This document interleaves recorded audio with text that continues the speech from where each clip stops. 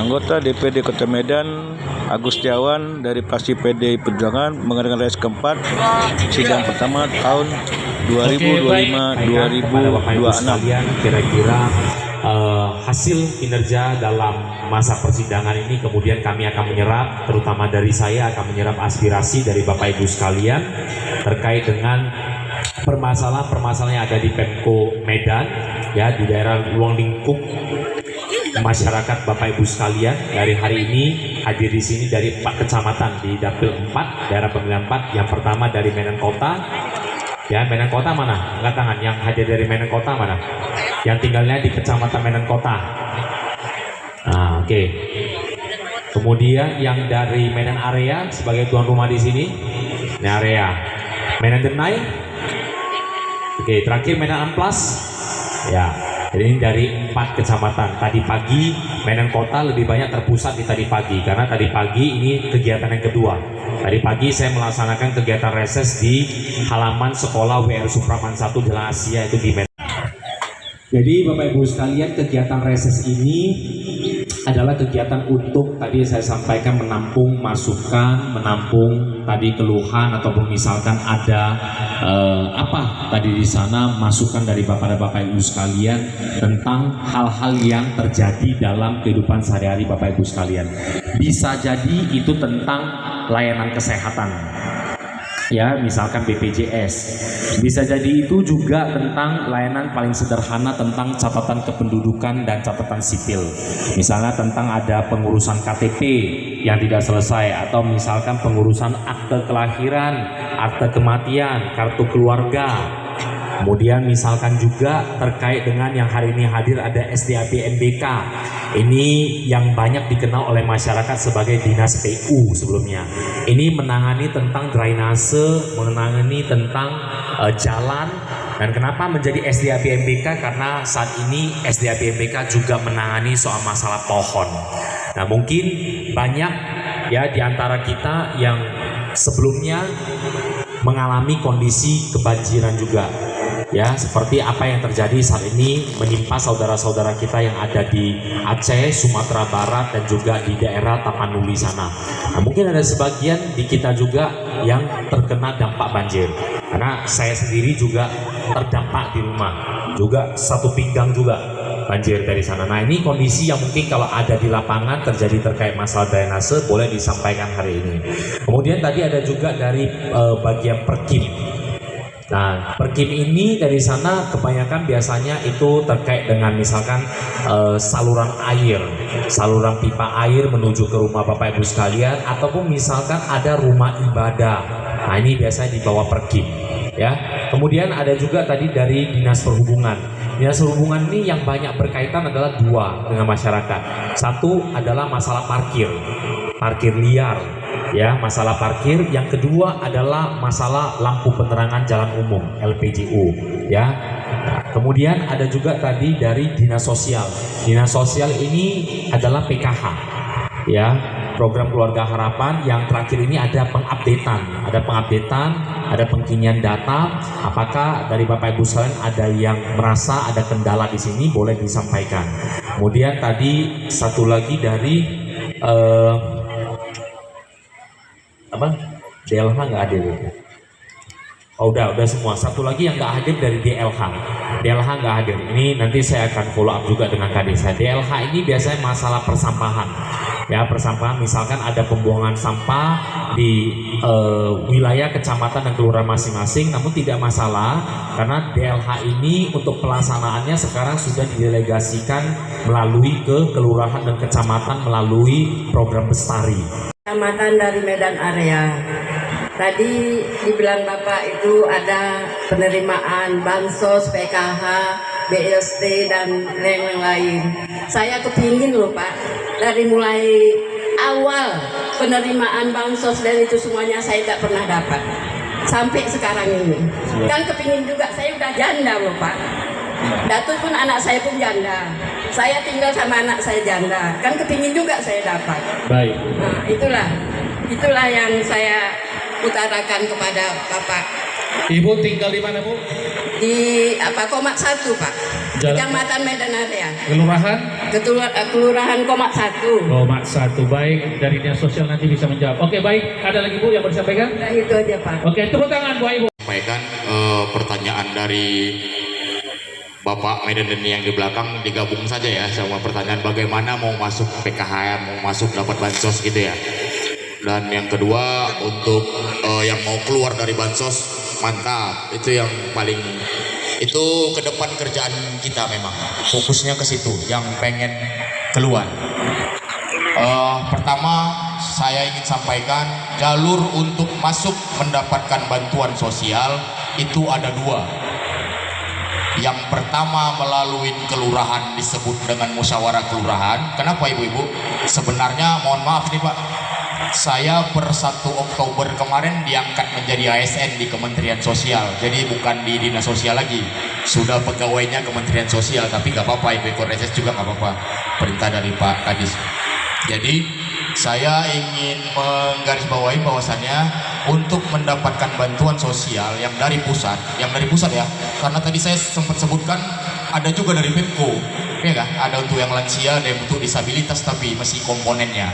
Tapi kalau yang untuk Kementerian Sosial komponennya ada 7, dari mulai orok sampai meninggal itu ada komponen.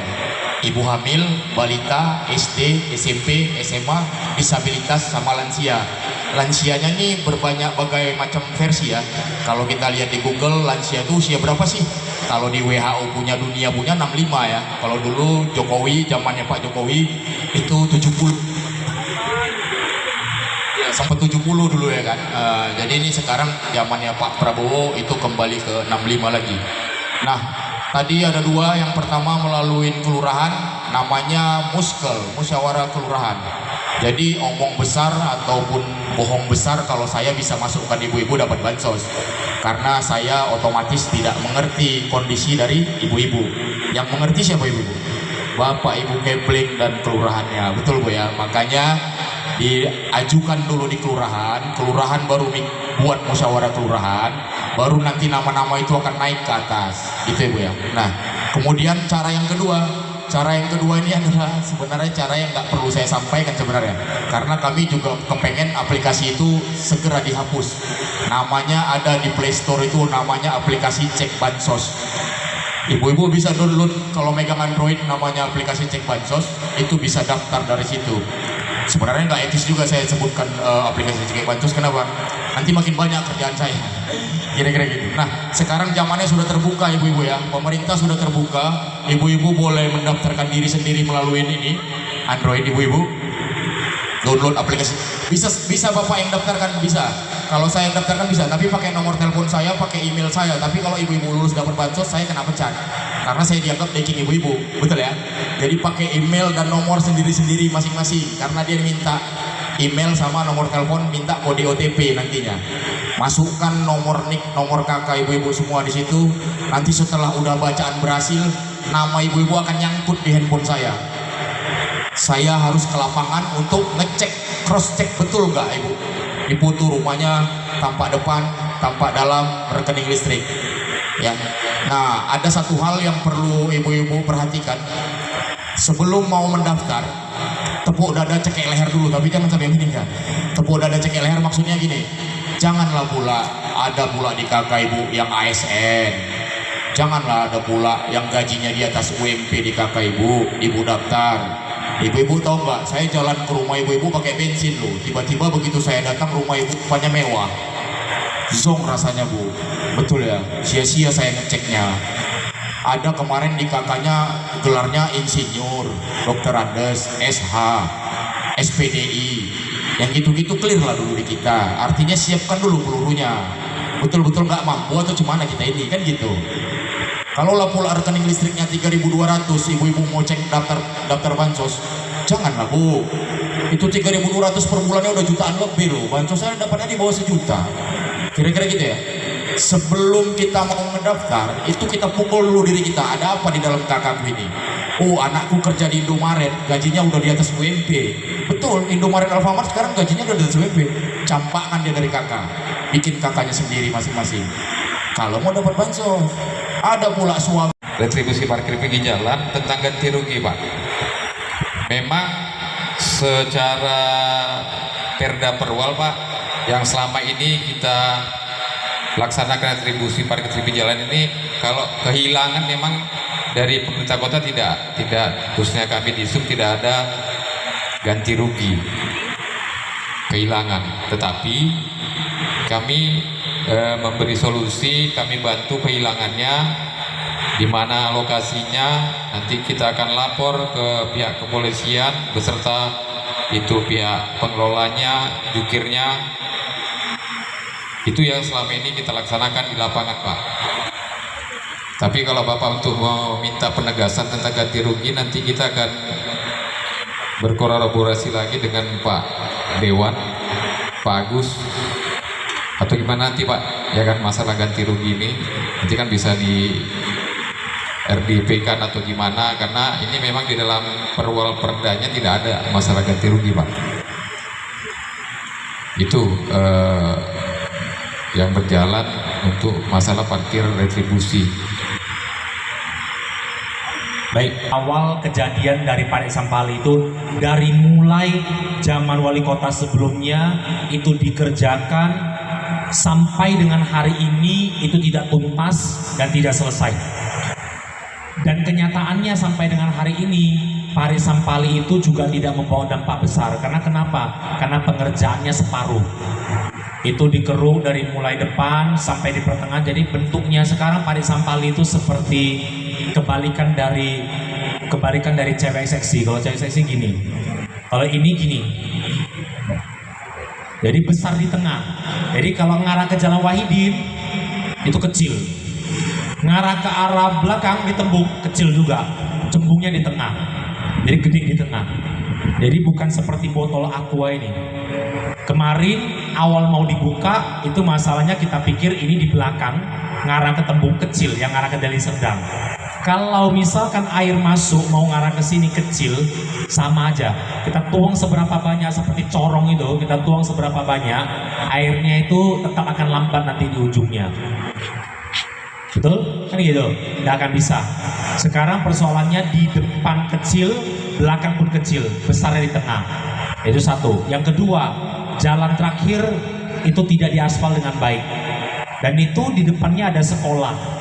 Itu sudah ada korban, sudah ada 2 korban. Mohon ini jadi atensi, saya sudah ngomong juga ke Dinas SDA BNPK. Jadi mohon dari pihak SDA BNPK, saya tahu itu memang bukan pekerjaan UPT, tapi saya sudah penegasan, saya sudah ngomong dengan Pak Kadis, Pak Gibson, saya sudah sampaikan itu korban jiwa sudah ada dari sana. Orang sudah masuk di dalam sana, baik tadi di kendaraan, ada juga tadi orang yang jalan, dan itu sangat bahaya sekali. Ya, belum lagi di depan sana itu belum diaspal, itu debunya berterbangan. Kasihan anak-anak sekolah di sana. Itu nanti bisa kena ISPA. Ya, jadi saya sudah kemarin minta dan jawaban daripada Pak Kadis kemarin, Pak, kami selesaikan di Januari ini. Ya, mohon nanti dari warga yang tinggal di Pandaulu 2 ini juga mohon dilihat. Apabila nanti di Januari ini belum juga selesai dikerjakan, tolong saya diinfo. Tolong saya diinfo agar saya bisa memonitor secara langsung juga nanti. Oke, itu yang pertama. Yang kedua terkait dengan LPJU, saya pikir ini penanganannya sederhana. LPJU umumnya LPJU ini selama ini tidak ada kendala. Biasanya kalau diinfo seminggu maksimal, itu udah maksimal. Seminggu itu biasanya nyala. Biasanya nggak ada masalah. Tapi kondisi terakhir saya memang sempat ada komplain juga. Ini komplain terakhir sebelum Kadis yang terdahulu ada masalah hukum. Saya ada komplain juga dan jawaban kemarin disampaikan ke saya bahwa Pak mohon bersabar, lampu sedang kosong tadi sana, sedang dilakukan pemesanan. Tapi terakhir ini sudah lancar. Jadi mohon nanti dikirimkan. Kadang-kadang lampu itu bukan rusak, tapi mungkin kadang-kadang screennya yang ada masalah, disampaikan saja. Sama seperti tadi, kirim fotonya, kirim titik koordinatnya. Biasanya seminggu selesai. Ya, biasanya seminggu selesai. Dan ini saya mau penegasan di kegiatan reses ini, tolong pihak dari Disub tolong bisa disampaikan juga. Terakhir saya berkoordinasi dengan Pak Sekdes, Pak Suryono. Ini tolong lampu ini programnya Pak Wali. Program Zero Lampu Padam. Ya, ingat ini saya juga sosialisasi kepada masyarakat. Hari ini Bapak Ibu sekalian, kalau ada kondisi di tempat Bapak Ibu sekalian yang lampunya misalkan tidak nyala padam, meningkatkan kriminalitas. Posting saja, tag saja, saya juga boleh, tag langsung di Zoom, tag langsung Pak Wali juga oke. Karena ini penyampaian daripada Pak Wali Kota secara langsung program zero lampu padam. Artinya zero lampu padam itu nol lampu padam. Tapi saya lihat terus terang di lapangan masih jauh dari harapan. Masih jauh dari harapan. Ini tolong kritik kepada Disub agar diperhatikan, dan mungkin penyampaian saya sebagai ini juga ada banyak OPD hadir di depan sini, saya bolak-balik mengkritik soal masalah ini. Saya minta masyarakat yang hadir hari ini juga bisa sama-sama